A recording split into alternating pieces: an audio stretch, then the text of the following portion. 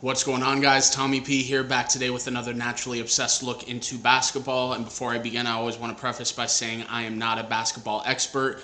I'm just a fan who's naturally obsessed. And today I'm going to be giving you a quick look into Game 6 of the first round of the Phoenix Suns versus the New Orleans Pelicans. And before I begin, like I said in a previous video, I always want to try to remain humble because I'm probably wrong on about as many things as I'm right about. But in this particular case, I need to take a little victory lap because I kept telling everyone, don't worry, we're fine. Here's what adjustments I think they should and probably will make. And I was 100% confident in it, and it all came factual. Blitzing Brandon Ingram, picking up the pace, giving Aaron Holiday more of a run, using more bench depth. We saw even kind of the opposite. Torrey Craig didn't play at all. Monty chose to give those minutes to Mikal Bridges, who, bravo, Mikal Bridges played 47 out of a possible 48 minutes, played the best game, without question, of his career. And like I thought initially when Devin Booker went out, Mikal Bridges is going to be a major focal point in the offense. Now for Game 6, I want to do a brief video because I'm crazy busy today as far as preparation goes. Today is not only the day that I believe the Phoenix Suns are going to move on to the next round, but one of my favorite days of the year, the NFL draft. So I'm going to be doing a lot of multitasking today. But the interesting thing about Game 5 was, one, how long it took for the Pelicans to start making Jose Alvarado more of a vocal point. He didn't play at all really I don't think he played at all actually in the first quarter, played sporadically through the second quarter, and then by the time they inserted him in the second half, it felt like the game was over. I know the Pelicans pulled it within 7 on a couple different times, but never once did I personally feel that the Suns were in any danger of blowing that lead.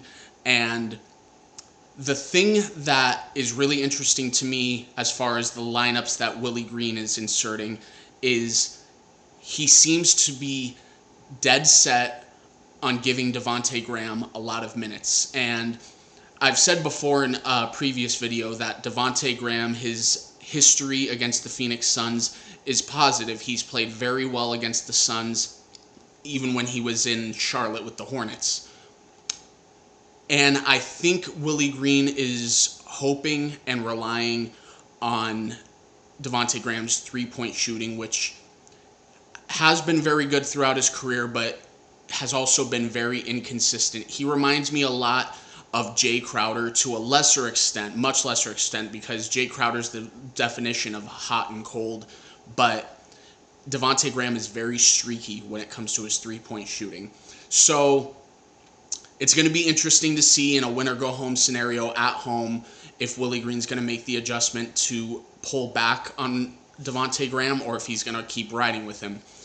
CJ McCollum had a very off game, uncharacteristically off, because Mikal Bridges was so great. And the thing that I loved about the adjustments Monty Williams made was, I had said Jay Crowder was not coming off of Brandon Ingram, and that's true. Jay Crowder was primarily on Brandon Ingram, but in the times that Jay was on the bench, because Jay got into foul trouble, Mikal Bridges did go on him, and Mikal Bridges virtually shut him down. Brandon Ingram did score 7 points when Mikal Bridges was guarding him, but very low percentage because Brandon Ingram was still seeing a lot of volume despite the blitzes the Suns were throwing at him. And I was just so impressed by the defensive switches that were going on. The lineups of JaVale McGee and DeAndre Ayton out there on the floor at the same time were phenomenal, and I think that's going to be a major point of emphasis going forward because that size is going to come into such a huge advantage when they play the Golden State Warriors in the Western Conference Finals, which I think they're going to. And the one thing I hate, and those of you who know me well know this, Bismack Biyombo should not be getting playing time. And I understand he brings a lot of size because you can't keep DeAndre Ayton and JaVale McGee on the court the entire time. I understand this. But very, very fortunately, he was not a complete liability in Game 5, but he did make a lot of mistakes, which had me closing my eyes like, oh, this can't go on much longer. This can't go on much longer. Fortunately, it didn't come to bite them in the ass, but with Bismack Biyombo, love him as a person, as a player, cannot be in those crucial situations. He just can't be on the court. So what I expect in Game 6, other than the Suns securing the series victory, I expect the blitzing of Brandon Ingram to continue. I do expect a much better night from CJ McCollum because I think the Pelicans are going to try to use the blitzing of Brandon Ingram to their advantage, to where as soon as they see a second man coming on the blitz of Brandon Ingram, CJ is going to escape and try to get the perimeter game going, maybe some mid-range going. I expect a better game from Valanciunas. Jackson Hayes he's been very inconsistent. I know he had the one good game. I want to say it was Game 2, but very inconsistent and a borderline liability for the Pelicans offensively. Defensively, though, he is helping out a lot. And for the Suns, I hate to say this, but I do expect another tough game for Chris Paul. He is physically wearing down. It's very, very noticeable. You saw at the end of the first half of Game 5, he was just super exhausted, out of breath. Alvarado's gotten to him. You know, it's very similar with the Clippers series last year in the Western Conference Finals with Patrick Beverley. But the difference here is Chris Paul pulled away at the end, and he broke Patrick Beverley.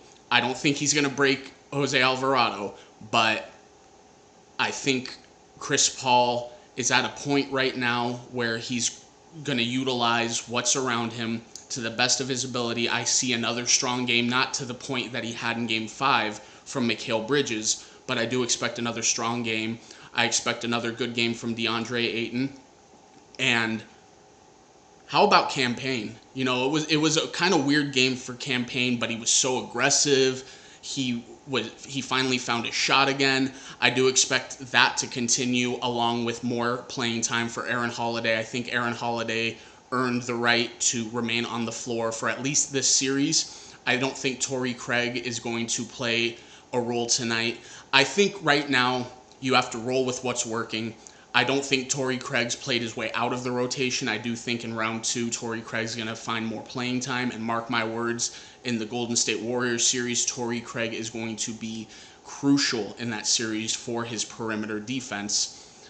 And yeah, I think the Suns close it out tonight. I think it's going to be a much closer game. I think you're going to see more clutch time situations, which they've been phenomenal at all year long. And yeah, I think Suns close it out tonight. And I'm really, really, really looking forward to the return of Devin Booker in round 2.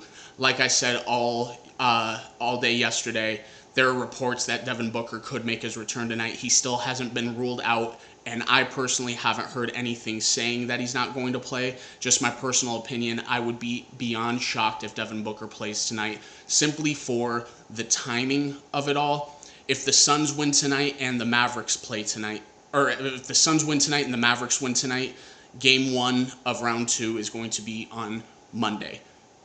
So, say both win tonight and Devin Booker rests. Come Monday, Booker's going to have 13 days of rest on a hamstring injury, which was initially diagnosed as a 2 to 3 week healing time. It's about right. It's about when he'd make his comeback. God forbid he does play tonight, re-aggravates it, and we're without him round 2, as I've said many times before. It's just not worth it to me. Mark my words, though. I'm not trying to put this out in the universe because I don't think it's going to happen, but if for some reason the Pelicans do win tonight and we play Game 7, Devin Booker will play in Game 7. I don't think it's going to get to that point. None of us want it to get to that point, but if that does happen, Booker will play, And if he doesn't play tonight and the Suns win, Devin Booker will be ready to go for game 1 of round 2. Thanks a lot for watching, guys. Please like, comment, subscribe. Let me know what you think, and I'll see you next time. Thanks, guys.